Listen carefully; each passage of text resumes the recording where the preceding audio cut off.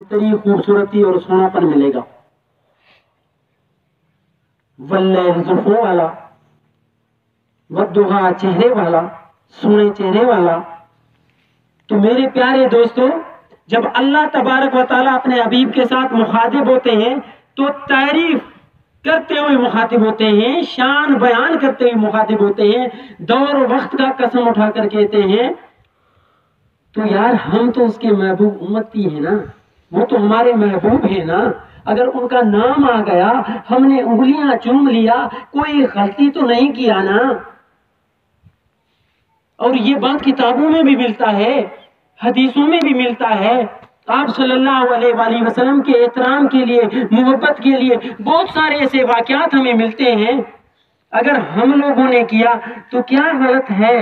کوئی غلط نہیں ہے. بات سوچ کی ہے، بات سمجھ کی ہے. نبی صلی اللہ علیہ وآلہ وسلم کے نام کو چومنے